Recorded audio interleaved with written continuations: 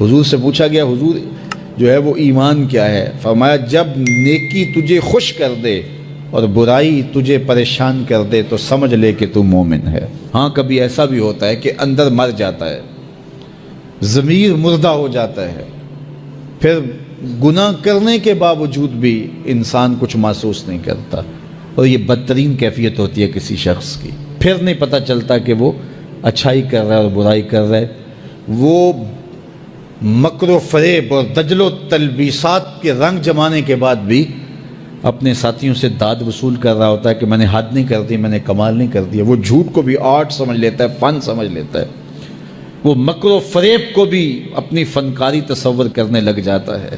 وہ کسی کو دھوکہ دینا، کسی کو مکر و فریب میں پھانس لینا، اس کو اپنے فن کا کمال اور بانکپن اور عروج سمجھنے لگ جاتا ہے، اور اس پہ اسے خوشی ہوتی ہے کہ میں نے بہت تیر مار لی۔ میرے حضور نے فرمایا تم میں سے ہر شخص جو ہے وہ اپنے ماتحت لوگوں کے معاملے کے اندر مسئول ہے، اس سے پوچھا جائے گا، اس سے سوال ہوگا۔ آپ اگر ایک باپ ہیں تو 8 4 5 بچے آپ کے زیر کفالت ہیں، تو ان کے معاملات کے آپ ذمہ دار ہیں۔ اگر آپ ٹیچر ہیں تو شاگردوں کے معاملات کے ذمہ دار ہیں۔ اگر آپ ایک فیکٹری بنائی ہے اور 200-300 لوگ وہاں کام کر رہا ہے، تو جتنی آپ کی ذمہ داریاں جو ہے وہ بنتی ہیں تو ان کو وہاں آپ نبھائیں گے۔ اور اگر آپ ہادی قوم ہیں، رہنمائے قوم ہیں، تو پھر اس حساب سے آپ کی ذمہ داریاں بنتی ہیں۔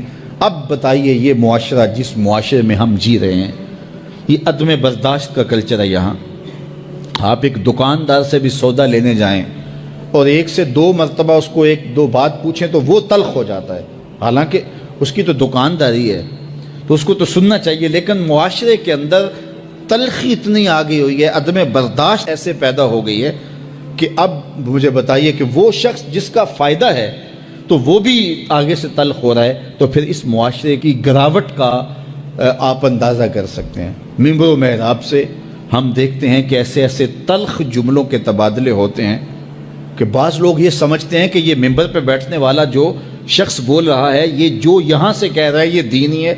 ہمارے ہاں اتھارٹی اللہ کے رسول ہیں صلی اللہ علیہ وآلہ وسلم۔ اگر میں اپنے جو ہے وہ نفس کے شکنجے میں کسا ہوا ہوں اور اپنی انا کے جو ہے وہ پنجرے کے اندر ہوں اور میں اس کو دین قرار دیتا ہوں، تو یہ میں اپنے پہ بھی زیادتی کرتا ہوں، لوگوں پہ بھی زیادتی کرتا ہوں۔ میرے کارواں ہے میرے حجاز اپنا، اس نام سے باقی ہے آرام جاں ہمارا۔ تو ہمارے لیے وہ سند ہے۔ تو اگر میں بھی یہاں اپنی گفتگو کو اس انداز سے مرتب کروں کہ اس سے معاشرے کے اندر بد اخلاقی کی نمو ہو، تو پھر مجھے بتائیے گا کہ آپ خیر کہاں سے تلاش کریں گے؟ چوں کفر از خانہ کعبہ برخیزت کجا ماند مسلمانی۔ ایک فارسی شاعر نے کہا کہ جب کعبے سے کفر کھڑا ہو جائے تو پھر مسلمانی آپ کہاں سے تلاش کریں گے؟ ممبر و محراب جس کی ذمہ داری ہی حسن اخلاق سکھانا تھا، تو اس کی ذمہ داری جو تھی اس کے برعکس وہ کام کر رہا ہے۔ جس کا کام تزکیہ قلوب تھا، تصفیہ باطن تھا، اب وہ سالکین کا تصفیہ کرنے کی بجائے ان کی جیبیں صاف کرنے کے چکر میں ہے کہ تمہارا دل تو صاف نہیں کر سکتا، تمہاری جیب صاف کر دوں گا۔ تو پھر مجھے بتائیے کہ جو مسند مشیخیت کے اوپر بیٹھا ہے وہ کس گراوٹ کا شکار ہے؟ اس لیے مجھے اور آپ کو اپنے ماحول کے اندر جہاں ہم بیٹھے ہیں، ہمارے ماحول سے وابستہ صرف 3 آدمی ہی کیوں نہ ہو، تو ہم وہاں تو خیر اور وہاں تو بہتری پھیلانے کے لیے کوشاں ہو، اور جب ہم ایسا کریں گے تو میرا مالک ہماری مدد کرے گا۔ تو یہ وہ نمایاں چیزیں ہیں ہمارے دین کی، حسن اخلاق اور حیا۔ تو ہمیں اچھائی کی طرف اپنے آپ کو راغب کرنے کے لیے اپنا محاسبہ ضرور کرنا چاہیے۔ ہر شخص کو اپنے خاندان، اپنے بچوں کی تربیت کا اہتمام کرنا چاہیے۔ اگر سارے افراد خانہ بیٹھ کر کے پلاٹوں کی، کوٹھیوں کی، گاڑیوں کی باتیں کریں گے روز، تو حفظ دنیا پیدا ہوگی، ہرس پیدا ہوگی۔ اور اگر روز بیٹھ کر کے آپ اطراف کی اور لوگوں کی برائیوں کا ذکر کریں گے تو نفرتوں کے بیج روحوں کے اندر لگ جائیں گے، جو کبھی تناور درخت بن کر کے زندگی کی ساری توانائیوں کو چھین لیں گے۔ اور اگر ہم اپنی برائیوں اور کوتاہیوں کا جائزہ لیں اور اچھے اخلاق اور اچھے کردار کی نشأت کے لیے ہم کوشاں ہو جائیں تو ہماری یہ کوشش ضرور برابر ہوگی اور نتیجہ خیز ہوگی، اور اچھا خاندان اچھے معاشرے کی تشکیل کا ذریعہ بنتا ہے۔ فرد سے خاندان بنتا ہے، خاندان سے پھر معاشرہ بنتا ہے، اور اچھے معاشرے پھر آگے کوئی کارہائے نمایاں سر انجام دے سکتے ہیں۔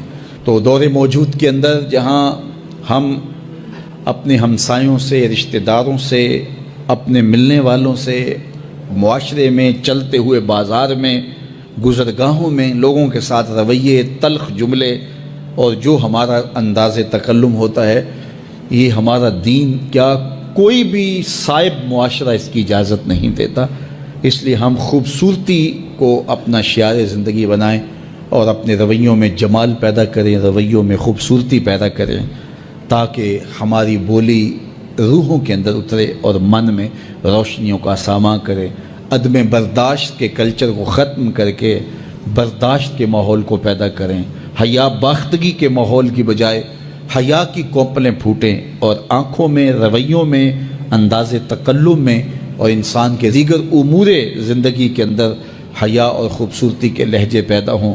ہماری زبان جو ہے وہ ایسی خوبصورت باتوں سے مزین ہو کہ قیامت کے دن جب نامہ اعمال رکھا جائے تو حسن خلق کا وزن ہمارے گناہوں کو کم کر دے اور ہماری نیکیاں حسن خلق کی وجہ سے بلند اور بالا۔ دین اخلاقی قدروں کی سربلندی کا نام ہے، اور مادی ترقی اور مادی عروج یہ بالکل ثانوی حیثیت رکھتے ہیں۔ آسمانی کتب نے خیر کی حوصلہ افزائی کی ہے، شر کی حوصلہ شکنی کی ہے۔ نبیوں نے، مصلحین امت نے ہمیں بتایا ہے اچھی قوموں میں اخلاقی قدروں کی پذیرائی کی جاتی ہے اور برے اخلاق پر مذمت ہوتی ہے، یہ دنیا کے اوپر مروج ہے۔ لیکن اگر یہ سب کچھ نہ بھی ہو تو پھر بھی انسانی فطرت کے اندر یہ چیز رکھی گئی ہے کہ خیر کیا ہے، شر کیا ہے۔ یہ مجھے اور آپ کو پتہ ہے اچھائی کیا ہے، ہمیں پتہ ہے کہ برائی کیا ہے۔ تو ہر شخص کے اندر مفتی بیٹھا ہوا ہے، وہ میز کے اوپر سے رشوت لینے لگے یا میز کے نیچے سے پیسے پکڑنے لگے، اندر گھنٹیاں بجنا شروع ہو جاتی ہیں، تم غلط کر رہے ہو۔ دیوار رکھتے ہوئے ہمسائے کی 2 انچ دبانے لگے تو ضمیر آوازیں دیتا ہے کہ تم غلط کر رہے ہو۔ یہ اندر مفتی ہے جو فتوے دیتا ہے۔ کسی کمزور کے منہ پہ تھپڑ مارو، کسی کو اذیت پہنچاؤ، کسی کا حق غصب کرو، کسی کے حقوق پامال کرو تو اندر گھنٹیاں بجتی ہیں کہ صاحب غلط چل رہے ہو۔